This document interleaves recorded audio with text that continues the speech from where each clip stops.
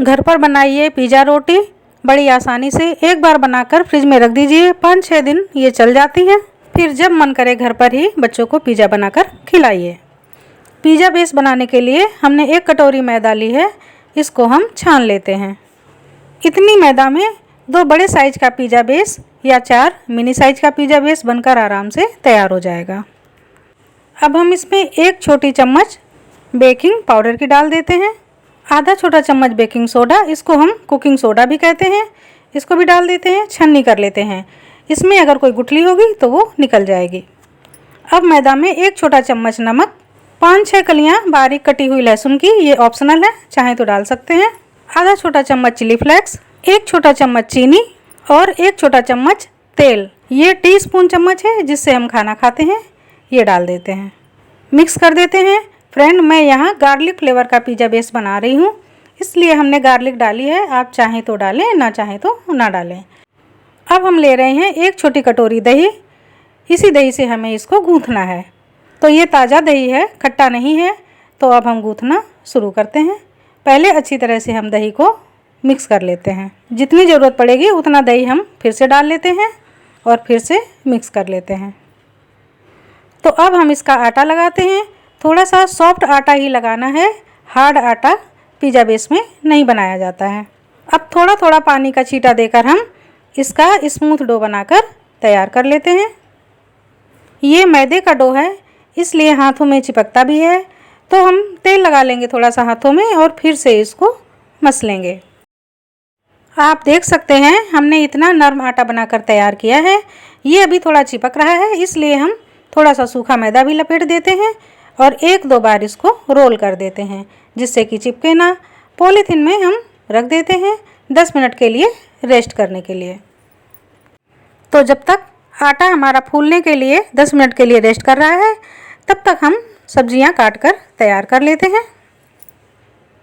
अब 10 मिनट हो चुके हैं, तो अब हम आटे को पॉलीथीन से बाहर करते हैं और एक बार फिर से थोड़ा सा मैदा मिलाकर अच्छी तरह से हम इसको उलट पलट कर मसल लेंगे।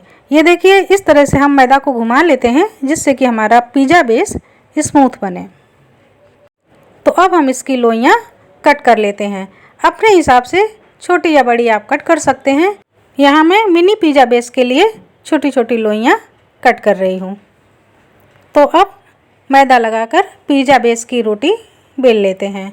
फ्रेंड, अगर आपने हमारा चैनल अभी तक सब्सक्राइब नहीं किया है तो सब्सक्राइब कर लीजिए और बेल आइकन को भी प्रेस कर दीजिए।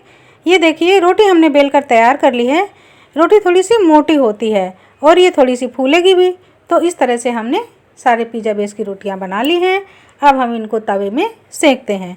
इस समय हम नॉन स्टिक पैन में सेंक रहे हैं, तो हमको तेल डालने की कोई ज़रूरत नहीं है। बस हम एक किसी भी कपड़े से दबाएंगे और धीरे धीरे प्रेस करते हुए 2-3 बार उलट पलट कर सेंकेंगे। इस तरह से हम लो टू मीडियम फ्लेम पर रोटियों को पका लेते हैं और चारों तरफ धीरे धीरे प्रेस करते हुए 2 या 3 बार हमें पलटना है। बस इतने में सिककर रोटियां तैयार हो जाएंगी। तो अब हम इनको फोर्क की सहायता से छेद कर लेते हैं। ये हमें इसलिए करने हैं ताकि रोटी फूलने ना पाए। पिज़्ज़ा बेस की रोटी में 2 परत नहीं होती है और इसमें सॉस भी अच्छी तरह से समा जाए। तो हल्की हल्की सुनहरी हो गई हैं। अब हम इन्हें निकाल लेते हैं।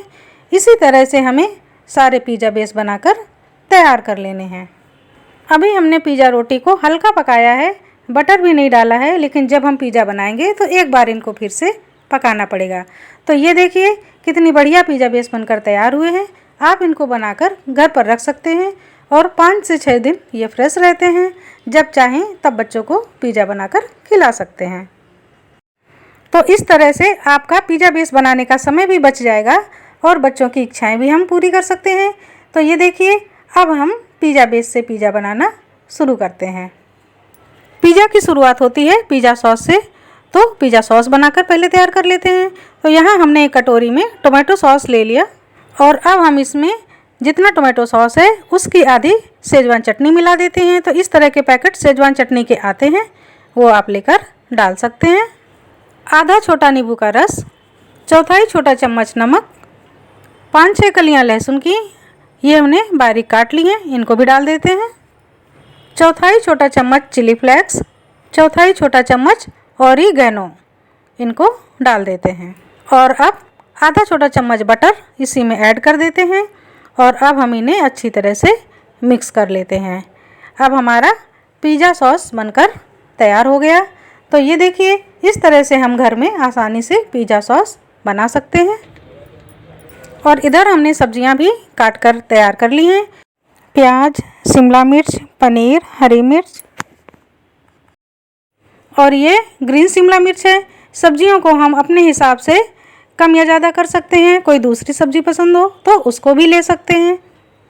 तो अब हम चलते हैं गैस की तरफ। यहाँ हमने पैन चढ़ा दिया है, इसमें थोड़ा सा बटर लगाएंगे और अब हम पिज़्ज़ा बेस को रख देते हैं।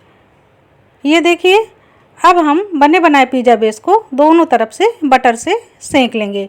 बहुत ज़्यादा बटर नहीं लगाना है, आधा छोटा चम्मच बटर हमें दोनों तरफ से यूज़ करना है।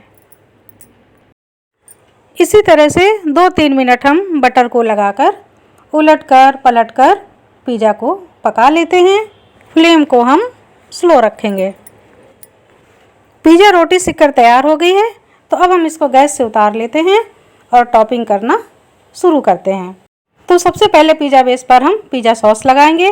तो जो हमने पिज़्ज़ा सॉस बनाया था इसको हम 2 से 3 चम्मच डालेंगे और चारों तरफ अच्छी तरह से फैला लेंगे। अब हम यहाँ पर डालेंगे चीज़। तो ये सॉफ्ट वाली चीज़ है, इसको अक्सर पास्ता में डाला जाता है। इसको भी हम फैला लेते हैं। यहाँ पर ज़्यादातर मोज़रेला चीज़ ही लगाई जाती है, लेकिन वो चीज़ अभी हमारे पास नहीं है। तो इस तरह से चीज़ को भी हम पूरे पिज़्ज़ा बेस में कवर कर देते हैं। वीडियो हम थोड़ा फास्ट फॉरवर्ड करके दिखा रहे हैं, नहीं तो वीडियो काफ़ी लंबा हो जाएगा। तो अब हमने जो सब्जियां काट कर रखी हुई थी इनकी हम लेयर लगा लेते हैं। तो सब्जियों को आप अपने हिसाब से सजा सकते हैं। मुझे ज़्यादा डेकोरेशन करना नहीं आता, लेकिन फिर भी आप अपने हिसाब से डिजाइनर सब्जियां रख सकते हैं। कलर अलग होते हैं तो देखने में भी अच्छी लगती हैं। आप देख रहे हैं कि हमने इस तरह से सब्जियों को सजाया है। आप अपने तरीके से भी सब्जियों को सजा लीजिए।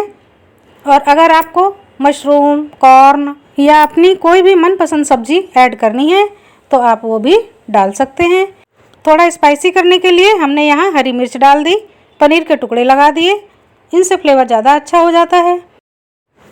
अब हम सब्जियों पर नमक छिड़क देंगे, थोड़ा सा चिली फ्लेक्स हम यहाँ पर डाल देंगे और थोड़ा सा ऑरिगेनो, इसको भी अच्छे से स्प्रेड कर देते हैं।